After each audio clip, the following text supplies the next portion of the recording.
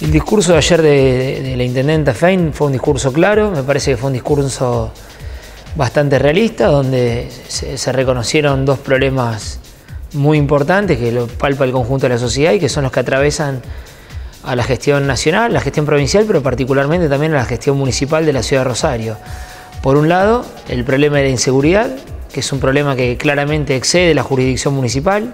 Por otra parte, también en un momento se habló claramente del problema inflacionario, que es un problema de características macroeconómicas, que depende pura y exclusivamente de la política económica del gobierno nacional, pero que el más afectado es principalmente el ciudadano, las empresas, pero principalmente el más afectado en los órdenes nacionales es el municipio.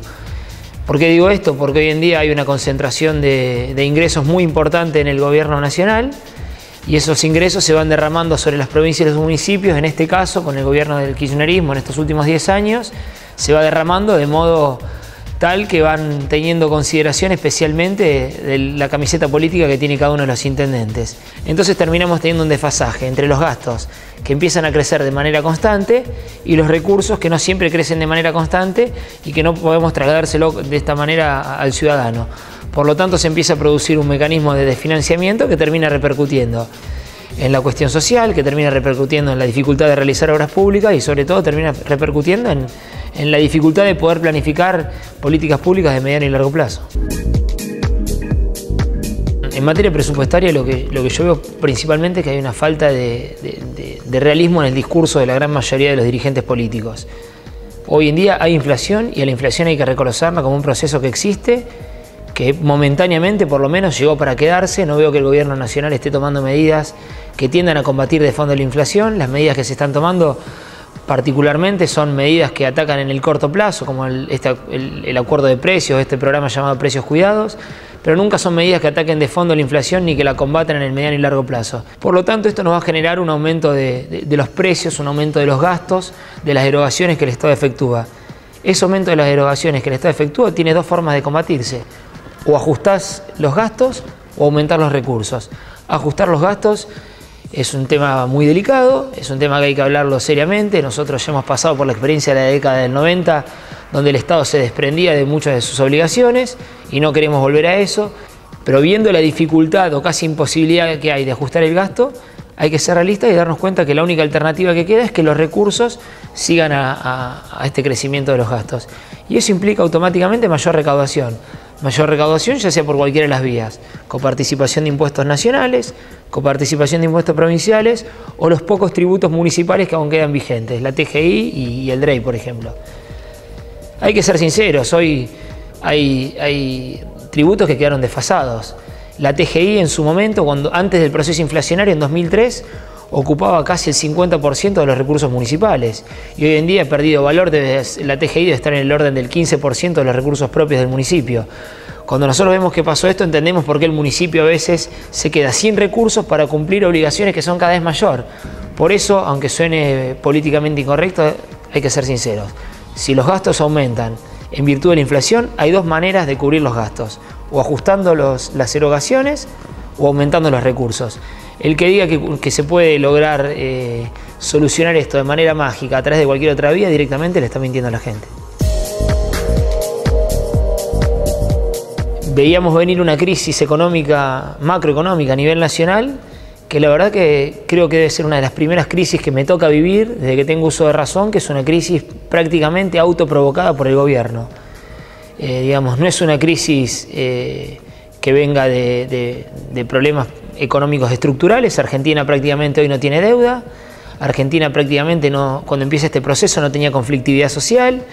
El gobierno nacional tenía controlada la Cámara de Diputados y de Senadores, no era que tenía algún tipo de obstaculización para generar políticas públicas. Tiene controlado la mayoría de los gobernadores de las provincias del interior del país. Y si vemos el contexto externo, tenemos precio de los commodities en los niveles más altos de los últimos 40 años, tasas de interés en los niveles más bajos de los últimos 50 años y un Brasil con un dólar caro que nos hace que todavía podamos seguir siendo competitivos. En todo ese contexto es impensable que Argentina tenga una crisis económica. La única forma que Argentina tenga una crisis económica en este contexto es con errores en la toma de decisiones de los principales actores relevantes en materia económica del país. Moreno hasta hace muy poco, de ahí en más el ministro de Economía, Kicillof, y también una cuestión que tiene que ver con la pérdida de confianza del sector privado en este gobierno. La pérdida de confianza automáticamente hace que haya corridas bancarias, haya que existan fuga de capitales hacia el exterior y también hace que nadie venga a invertir en el país. No solo capitales exteriores que no vienen a invertir en la Argentina por falta de seguridad jurídica, sino también capitales de argentinos que no se invierten acá y se van a invertir al exterior precisamente por estas mismas circunstancias. Todo esto ha terminado una sucesión de malas medidas, ha terminado generando el cuello de botella en el que nos encontramos hoy, donde ya no es una situación en la que va a ser tan sencillo salir como lo veíamos hace 1 o 2 años. Así como en la campaña habíamos hecho foco en lo productivo, nosotros reiteramos nuestro compromiso, consideramos que más allá que el Consejo trata problemáticas de las más diversas índoles, el concejal, al tener un grado de inmediatez y cercanía mayor al ciudadano, termina tratando problemas que temáticamente están muy atomizados. Se tratan temas de salud, temas sociales, temas jurídicos, temas productivos, pero en eso yo creo que cada uno tiene que focalizarse en aportar lo que mejor puede aportar de acuerdo a su formación y de acuerdo a su experiencia. En ese contexto, como yo te comenté muchas veces durante la campaña, lo que me proponía era trabajar temas que tengan que ver con el desarrollo del sector productivo de la ciudad de Rosario. En ese sentido tenemos una planificación estratégica de los temas que vamos a ir presentando a lo largo del año. Estamos generando acuerdos con el resto de los concejales porque algunos de los proyectos son muy importantes, pero te puedo anticipar que la semana que viene ya vamos a estar presentando un proyecto un programa de financiamiento para la infraestructura de suelo industrial que nos va a permitir dotar de infraestructura de desagües pluviales y cloacales, pavimentación, gas y energía eléctrica aproximadamente a 500 hectáreas que en el mes de diciembre fueron declaradas como industriales. ¿Qué significa esto?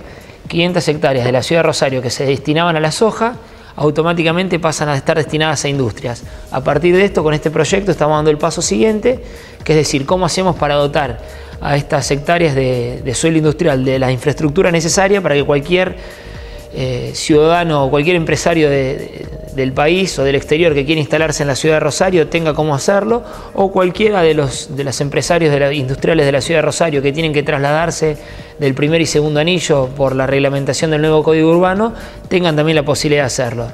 Esto sin entrar en temas muy técnicos va a estar dado por un fondo fiduciario que va a estar constituido por una contribución de mejoras, por una sobretasa de baldío que se le aplica a todo aquel que tiene suelo industrial y que no desarrolla su industria, es decir, generamos un incentivo para combatir la especulación inmobiliaria, y también tenemos previsto el desarrollo de 2 parques industriales de origen público en la ciudad de Rosario, que luego sean transferidos a los privados para que, como te decía antes, podamos dar solución a este problema, que era uno de los problemas más importantes, la escasez de suelo. Era uno de los problemas más importantes del desarrollo del sector productivo de la ciudad de Rosario.